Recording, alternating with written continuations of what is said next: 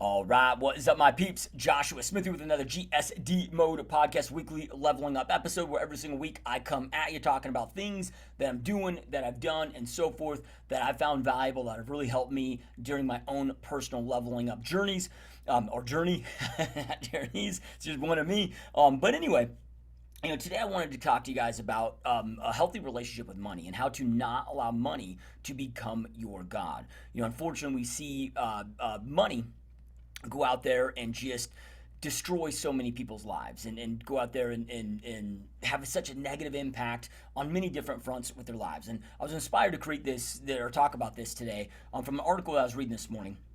And I'm not going to go deep into the article or name drop the name of who it was or company that they're with or so forth, because I just don't have full context, to the story and so forth. And whether it turns out to be this or not, again, it still inspired me to create this leveling up episode on this particular topic, because we've all seen others, whether it's people that we know or that we've read about or that we've heard about, that have allowed money to go out there and just destroy their life, to even the extremes of taking their own life and so forth. So I'm reading this article this morning. There's a gentleman that was an executive at this company that decided to take his own life, to jump out of an apartment window, take his own life. And again, I don't have full context of the story, but it made it sound, the headlines that I was reading and the little bit that I did read into the story here is that he just made that decision because of the company that he was an executive for tanking, and I'm sure that bled over into personal finances, and so forth. And again, there could be more to the story. Who knows, with that, but that element of it is irrelevant. As I mentioned, we've all seen and witnessed and heard of, many others that have allowed money to go out there and destroy aspects of their life, to the extreme that there's no shortage of people that in history that have made the decision, unfortunately, to take their own lives because of money problems, and so forth. And reading about this, as sad as it is and hard as it is to, read about stories like this, again, it inspired me to create this leveling up episode today, because I've just been, for me personally, I've spent so much time with my own relationship with money, and how to think about money and how to not allow myself to, be destructed by money, if you will. How to go out there and have that healthy relationship where I respect money, but not allowing it to become my God. Where in the event, if I were to lose everything to, today or tomorrow, it's like I can continue pushing forward, and so forth. Because this shit happens, man. I've had people on this podcast, that talked about during the last crash how they lost. I had one guest that I'm thinking of right now off the top of my head that lost over $50 million in the Great Financial Crisis. And dude, it was a tough hit. Could you imagine losing $50 million, during, you spend your whole life building up this net worth, and then all of a sudden, a year, 2 years, whatever that length of time is, just crushes, so much of your net worth or all of your net worth. And, he went through an element of depression, and so forth. But then now today, he's rebuilt so much bigger, better, stronger, higher net worth, all of those things. He allowed himself to be able to take those learning lessons, not allow that situation to define him, not allow money to define him, and now has built an empire much, much bigger than what it was at that time. So he utilized that situation as a positive, not a negative, and so forth. Now, I am somebody personally that has been broke and also that's had some money. So I've kind of lived in the two different extremes, so I understand the struggles of money. I understand what it's like to be stressing about just, how to pay bills. I understand what it's like to have your money only last for, I don't know, like 3 weeks out of the month, and then you got to figure out that fourth week. Like, I understand what that's like and what those pains are, with that. And I also understand, some of the struggles and pressures and things that come along with having a little bit of money. So I can speak to both of this. But again, I've spent a lot of time personally with my own relationship with money, because I've wanted to be able to go out there and create a healthy relationship with money. Part of our leveling up process isn't just in taking action and hustling, and so forth. I mean, it's the business game, it's the mental game, it's the physical game, it's all of those different things. So I personally spent a lot of time, in reflection on this and thinking about this and going through some different exercises, which I'm going to, give to you and share with you. So that way, if you want to go through these have been very helpful for me. It might be something that can help you as well. All right, so as I go through this, the first thing is that I've just discovered for myself, and I can't tell you what's going to work for you or what's going to work for everybody. All I can share with you is my own personal experiences and what's worked for me. But it's having the understanding that I respect money, I don't worship it. A lot of people talk about, don't let money become your God, don't worship money, money's the root to all evil. And we hear a lot of these sayings out there and so forth. And I don't believe personally, I don't believe that money is evil. I don't believe money is bad. I enjoy money. I like money. I understand what it is, so I have an understanding of what it is. And I respect it as that necessary tool that it is. Money is a medium of exchange. It is energy. Look, the reality of the matter, when people are like, oh, well, money doesn't create happiness, there is some truth to that. But there's also some lies to that as well, at least that I've experienced. When people say that money doesn't create happiness, I'm like, okay, well, be broke, dude. Like, be broke as shit and be struggling to just make, to make ends meet on the necessities of life. That creates some different pains. When people are like, well, money doesn't create happiness, I'm like, okay, well, go through that. Go through those struggles, about having to struggle just to pay rent, to pay, whatever. Like, I'm like, it can definitely, definitely create some, some tough times. And I've been in those tough times. So again, I get it, with that. But I also understand the flip side of that, of money not creating happiness, meaning, that there's a certain amount of money that we all must make. At least this is what I've experienced and one of my beliefs, that we must all make in order to be able to experience happiness. Because if I'm sitting there, let's just say I have a day off and I want to go hang out with my kids and so forth. Well, if I'm struggling on how to put food on the table for them, how to make this month's mortgage payment, how to do those things, makes it very, and again, this is speaking from personal experience because I've been there. It makes it very difficult for me to be in the present, be in the now, be there, enjoy that time with my kids, because I'm freaking out about this other thing. Or, I take my kids snowboarding and I'm sitting there freaking out. Well, shit, how am I going to pay for this? I've had to put this on credit cards. What am I going to do? Like, it makes it hard to enjoy those moments, enjoy that time, be present, I've found, at least for me, that there's a certain amount of money that I must make in order for me to go out there and experience happiness. And again, for me, that's just been, kind of the main necessities in life. It's like, making sure I can, make my mortgage payment, make my car payments, feed my kids in the way that I want to feed my kids, provide for my kids in the way that I want to provide them. I'm not talking luxury items, but if my kids need braces, and it costs, $5-6 grand, $10 grand, however much braces, I should know because I have 2 kids that have had braces now. I should know what braces cost. I know they're expensive, but I want to be able to stroke that check in order to provide those things and do those things. And I'm not talking about, spoiling my kids, but to do kind of the basics, the necessities, man. I think we all want to be able to like medically provide for our kids, whatever that is. And based on the lifestyle that we want to live out there, with that. So I understand, and I'm not going to be delusional, I understand that we are in a monetary based system and it takes money to just go out there and live. It's a medium of exchange. It's a resource. It's a necessary resource. It's energy, right? So for me to not go out there and respect it, to not appreciate it, to not understand what it is, that isn't going to solve any problems for me. That's going to lead me down this delusional path. So I get it. I understand what it is, and so forth. So I have a respect for it, but I don't allow myself to worship it. I know that there's more to money, more to life than just money. And again, I'm going to go through a couple exercises here, so this will make more sense here in a minute. Things that have been really, really powerful for me when I'm going through this, but let me first talk about, because this is an exercise I recommend that you guys go through, is the minimum amount of money that we must each make in order to go out there and experience happiness. And this is going to be like everybody's figure is going to be different. Basically, some of you might be single, some of you might be married, some of you might have different values, different things that are important to you. Some of you might have kids, whatever that may be. But for me, as I'm breaking this down, I'm like, what are the things that to my core that I want to be able to offer and provide for my family and for myself, and so forth. Okay, so it's like, oh, I want to put food on the table. Okay, well, how do I want to eat? There's a certain way that I want to eat, certain types of food that I want to eat.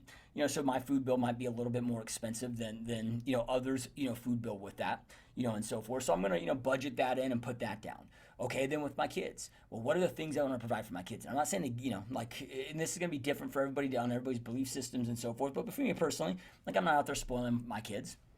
But it's like, hey, like I mentioned earlier, if my kids, if their teeth are jacked up, they get that from me, unfortunately. I had jacked up teeth as a kid. I had to have braces. So I have 2 of my 3 kids. My third will need them again probably soon.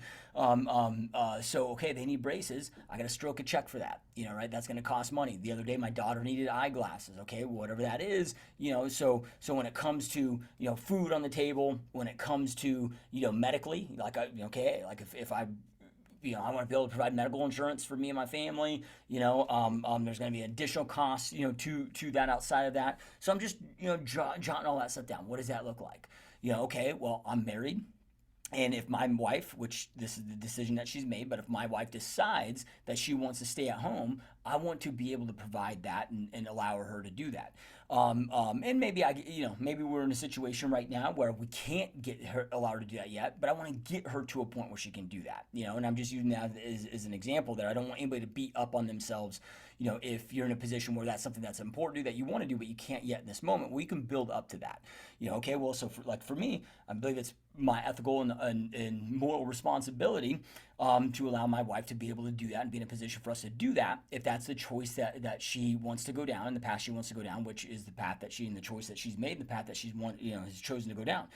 So for me, for me to experience happiness, and this is where I talked earlier about your core values. That's one of my core values is, okay, as a man, I believe that I should be able to provide for that and do that and so forth. And I'm going to do whatever I can to build up to that. And I'm not going to be able to experience happiness until I've been able to, accomplish that thing. Okay, well, I jot that down. And again, this isn't, me trying to tell you guys what all of your beliefs should be. I'm just giving you examples of mine. So as you're going through this, you might find this helpful. Okay, well, what are the things that you want to experience? Maybe you want to do a vacation a year or 2 vacations a year, and what kind of travel do you want to do with your family, and so forth. So, okay, well, what kind of, if you have kids, do you want to be able to help them with their college and provide for their college? Do you want to be able to help with their weddings? Whatever that looks like. So I got 3 kids. I'm not going to pay for any of their colleges. I've been very upfront with that. I've already told that I don't believe in college. I'm not a proponent of that. I might cave in when the time comes if they do want to go where they don't have to get themselves in that debt. But I'm not saving up. I'm not putting away for college right now because I've already told them, like, you make that decision to go to college. I think it's a bad investment. You make that decision to go, then you're going to put yourself in that own debt. So that's going to be different for everybody. Everybody's got different beliefs and philosophies on this stuff. There's no right or wrong. It's just what's right for you. Okay, so we're going to jot that down. Okay, what do I need to start budgeting right now on a monthly basis to make that happen? So come up with your monthly, okay, well, here's how much I need to be netting on a monthly basis from my business, from my job, whatever. Like, here's how much money I need to be making in order to provide for it. And I'm not saying about the wants, the big wants. Like, maybe you want an epic boat, maybe you want all of these other things. I'm talking about the basics where that allows you to go out there and be in the present, and then now that allow you to sleep good at night, when you're not, waking up and you're not stressed about these things, and so forth. Because what I've found is that any cent above that minimum amount that it takes to go out there and create happiness, any cent above that, I found, at least for me, doesn't create happiness. It hasn't made any difference. Now, with that being said, the goal that I've set that might have led to that additional revenue that month, that year, whatever, accomplishing that goal has created more fulfillment, but not the extra digits in my account. So I want to be, very, very careful with that. So that's the first thing that I do is I come up with, okay, what's that minimum amount of money for me to go out there and experience happiness? Then from there, go through what I call the worst case scenario exercise. And I think I first learned about this. I could be wrong on this, but I think I first heard about it from Tim Ferriss years ago. But worst case scenario is, writing out and writing down, okay, well, you lose it all. Like, you lose everything. Then what does your life look like? What is worst case scenario? And this is going to allow everybody to kind of identify what your threshold is. It can help them with your investments, the risks that you take, and so forth. But what does worst case scenario look like for you? Are you okay with worst case scenario? Can you operate through worst case scenario and so forth? So as an example, and one of the blessings, I believe, I used to not look at it this way, but now that I'm older and maybe a little bit wiser, and so forth, at least for me, that as I reflect back on my life, like I look at it as a blessing, that I went through the financial struggles that I did and so forth, because it taught me a lot. I was able to not just all the lessons that I learned from having to go from struggling to not struggling, and so forth, but also it taught me a lot that I could find fulfillment and joy in those times, and the things that truly did bring fulfillment and joy, at least for me, I found, like, dude, having my health, it brings way more fulfillment and joy than extra money. If I had my choice between, okay, you could be, make, X amount of millions each and every year, or your health, but you couldn't have both, or make, just enough to get by, but have your health. Like, I take my health all day long. Like, to me, that's one of the things I feel most fulfilled about, when I'm in great shape, I have my health and I just feel good. I can go out to do the things that I want to do, and so forth. Well, that doesn't necessarily, like, that takes me doing, a lot of activity, actions, working out doesn't cost a lot of money, and even eating doesn't cost a lot of money when you're eating the right things and so forth. It can be pretty inexpensive, a lot more inexpensive than most people realize and think, with that. Okay. So So with this, I was having a conversation with an employee of mine one time, and is a young dude, and he was asking, he's like, dude, how can you take so much? How can you take so many risks? How can you go out there and because I just invested like all my life savings into this new business venture that I was jumping into, and he was witnessing it and watching me start to jump in this new venture, and he's like, man, how can you take so many risks? How can you go out there and do that? And my response to him was, I was like, dude, like, look, this isn't risky to me. Right? I mean, number one, I've assessed the business that I'm investing in and that I'm jumping into. I knew if well, you never know for sure. There's always an element of rolling the dice. But I had a high level of confidence that I was going to be able to make it work, and luckily it's paid off and it's done really well. But I did my due diligence on it, right? I'm not just going to go invest blindly in things, right? So I did my due diligence on it. But then even from there, my response then to them was, look, the riskier thing is not making the move and not moving forward with this. Because if I play my life safe, at the end of my life, I'm going to have so much more pain, so much more regret. It's going to create so much more suffering than like by just playing it safe and not going after and knowing what could have been and not taking the risks and the leaps to go out there and make those things, right? Like that would have been much more risky to get to the end of my life or get to a point where I'm reflecting back and I have all those pains and those regrets, and so forth, versus the pain of, if I invested in that business, went forward with it, and it went insolvent, it collapsed, I lost everything, and so forth. I'm like, that wouldn't be like losing everything, and that not working out is a lot less painful for me than not giving it a shot and going after it and trying it and pushing forward with it. And then I walked them through, this worst case scenario exercise where I was like, okay, like worst case, dude, because I've done this exercise for me, because this can help you assess your risk tolerance, and so forth. I'm like, okay, like if I lose everything, I lose all the company's businesses, all my income, I lose my house, lose cars, lose, all of that stuff. What am I left with? Okay, now I'm like, well, okay, I'm renting a 600, maybe I'm on Social Security, maybe I'm on, welfare, whatever. I'm living in a 600 square foot studio apartment with my 3 kids, with my 2 dogs. We got blown up air mattresses laying on the floor. I'm like, we still got each other. We still got our love for each other. We still got our health. I'm like, life is pretty damn good, and part of that might just be because I've experienced, going without and so forth. So I've been able to find fulfillment in those times. That's not going to be the same for everybody. My wife might not deem that to be as good of a scenario as, and not that I'm saying like, I don't want that scenario. I don't want that situation, but I'm looking at that. I'm like, dude, worst case scenario is still good. Like, again, we still have each other. We still got our health. We still, like, worst case scenario is still damn good. And I can rebuild. I can restructure. Like, worst case scenario isn't so bad. So this is where you can start to go through and look at that. Now, some people may not be able to live with that. Okay, well, what could you live with as a worst case scenario? And then you can start to assess risk tolerances, and so forth, and everybody can assess their with that. But I started looking at this, so then that way, and because I've had ventures where I've lost big money, man. I've had ventures where, I've lost 40, 50 grand, on ventures. I've had ventures where, I've had certain bad moves that I've made that have cost me millions, and then I've had great moves that I've made that have, done really well for me as well. On different scales based on the moves that you're making, we're all going to experience ups and downs, and so forth with me, but I've spent that time to assess, whatever that risk allocation is. What does worst case scenario look like if I lose all of this? But what does that also risk on the flip side look like if I don't go do this? What is life like if I don't do, even if I fail? I go through all these mental exercises with this, is even, okay, if I go after this and it fails, but I know I gave my all, I did it, I tried, at least I got on the field, I played ball, like that to me is winning still. Just because a business loses, just because I lose a little bit of income, what is money? It is a piece of fucking paper, right? So it's just a piece of paper. And really when you start breaking down the financial system, and so you quickly discover, like, this is all monopoly money, right? Like, it really isn't even real. Now, I understand that it is a necessary resource that we must operate life by, but again, the whole point of this is, I'm not allowing it to become my God. I'm not allowing it to define me. I'm not allowing it to, I want to utilize it to go out there and accomplish the goals I want to accomplish, the experiences that I want to accomplish, and do the things that I want to do and provide and so forth within my life. But I'm also managing that and understanding best case scenario, worst case scenario, and all of this.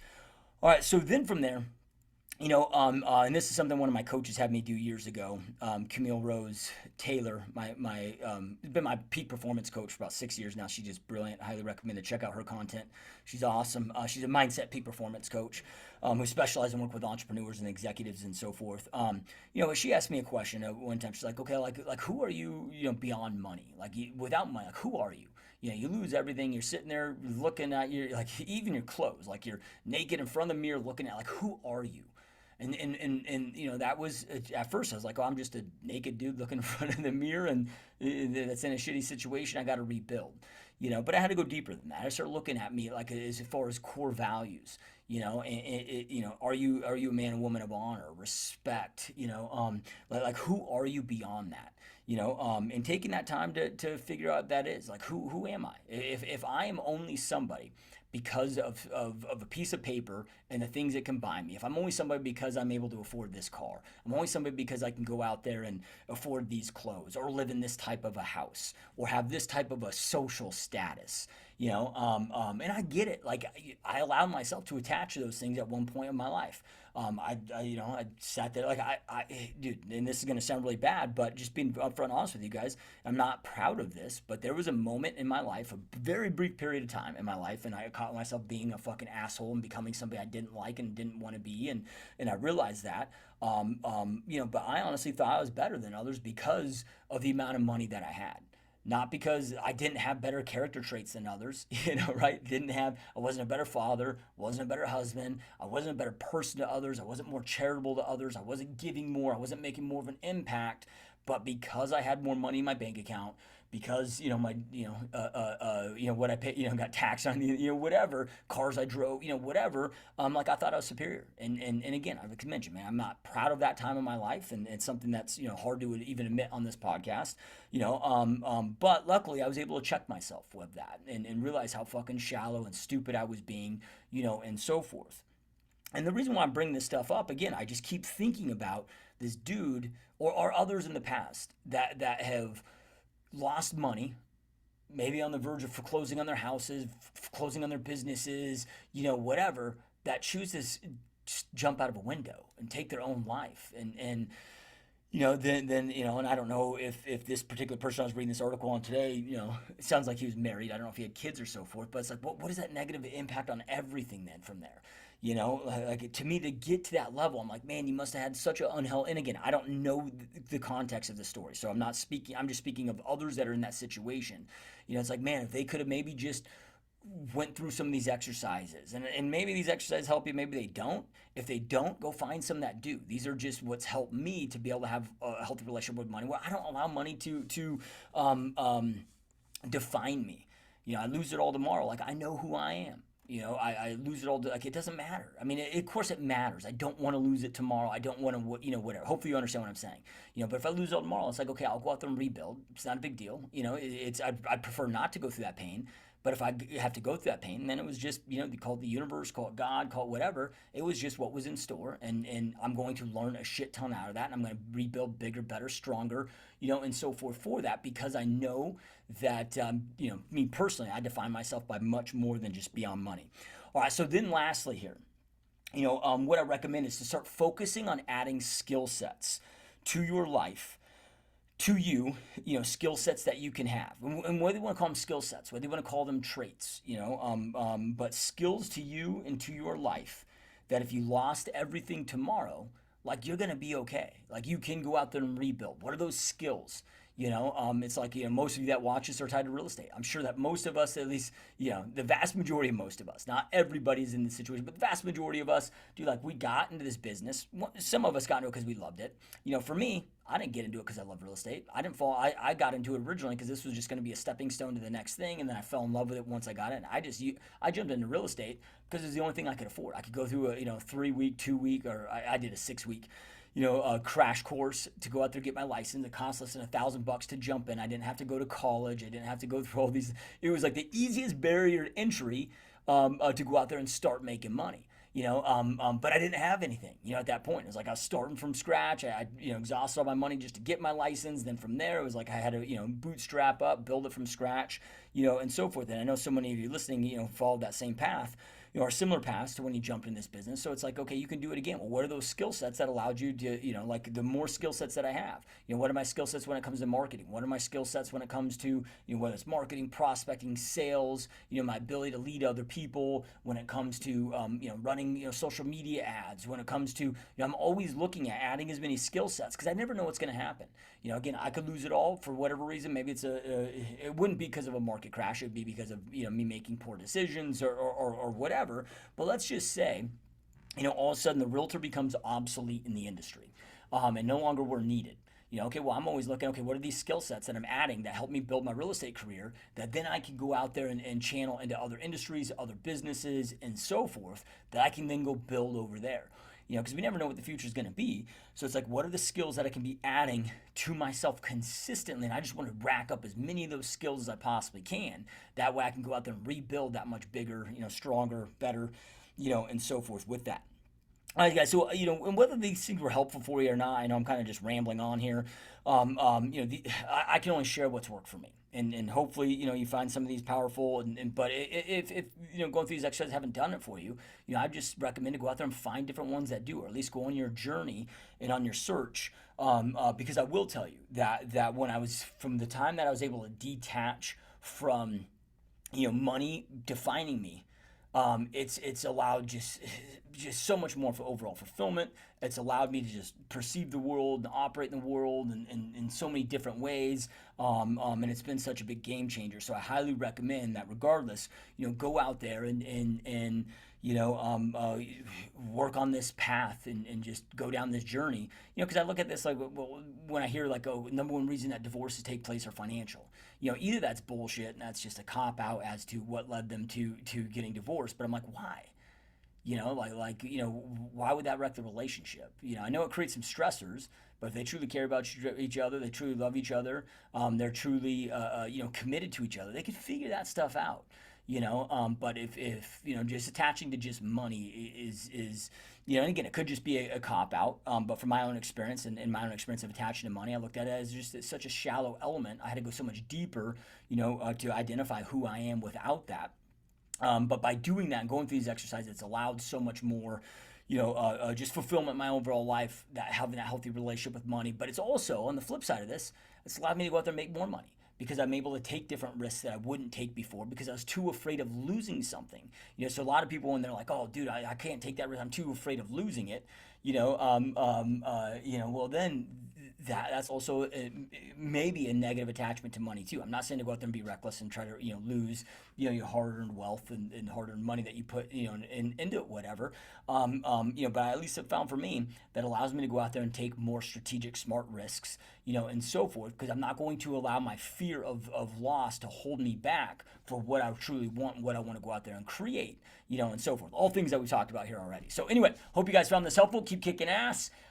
Truly appreciate all of your support. If you're watching this on YouTube, make sure to hit that subscribe button. Make sure to hit that like button. It helps go out there and push this and the whole algorithm bullshit. I don't, however that works. But I hear it helps. So if you enjoyed this, make sure to give it a like and subscribe, and I'll see you guys next time. Peace.